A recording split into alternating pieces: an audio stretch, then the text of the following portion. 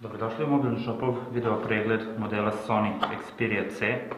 Ovo je model pod oznakom C2305 i u pitanju je dual SIM uređaj koji funkcioniše sa mini SIM karticama. Sadržina paketa ovog modela uključuje naravno telefon i bateriju.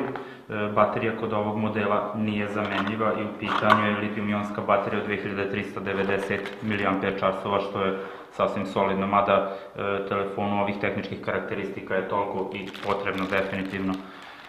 U paketu se mogu još naći kablovi, slušalice, punjač, kao i uputstva za upotrebu samog telefona.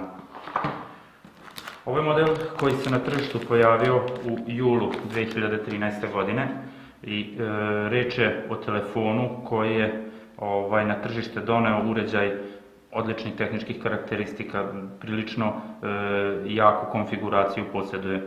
Ono što se odmah može zapaziti kod njega je prilično kvalitetna izrada, to je jedan detalj koji je ostavio poseban utisak na nas.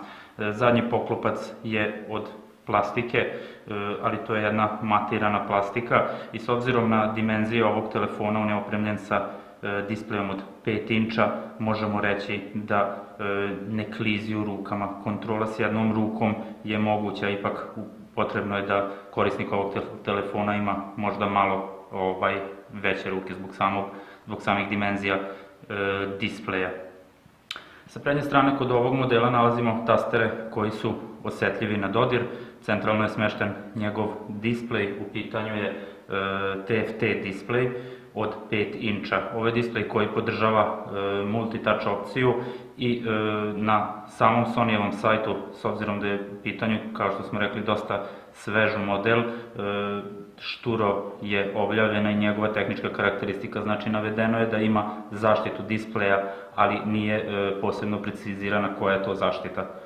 Sa prednje strane se nalazi još i pomoćna kamera, u pitanju je VGA kamera kao i senzori za detekciju osvjetljenosti okruženja.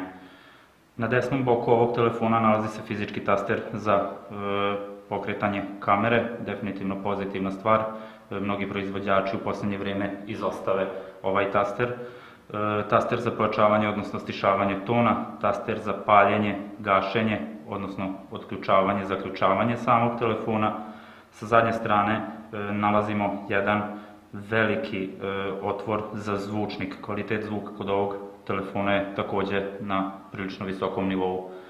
Glavna kamera ovog telefona je kamera od 8 megapiksela. Korisniku pruža izuzetno dobre opcije. Naravno, ova kamera posjeduje autofokus, touch fokus, sve što već kamere novijih modela i malo jače klase posjeduju. Detekciju osmeha, lica, HDR mogućnost slikanja, znači jedna prilično kvalitetna i kompletna kamera. Nadalje, pored kamere se nalazi LED blic za slikanje u uslovima smanjene osvetljenosti. Sa lijeve strane ovog modela nalazi se samo ulaz za kablove, odnosno punjač. Sa gornje strane ulaz za slušalice, to je klasični 3,5 mm jack. To je otprilike to što se na ovom telefonu s polja može vidjeti. Ovaj model fabrički funkcioniše sa Android operativnim sistemom, u pitanju je 4.2.2 Jelly Bean, prilično sveža verzija operativnog sistema, odnosno jedna od najsvežije dostupnih verzija operativnog sistema.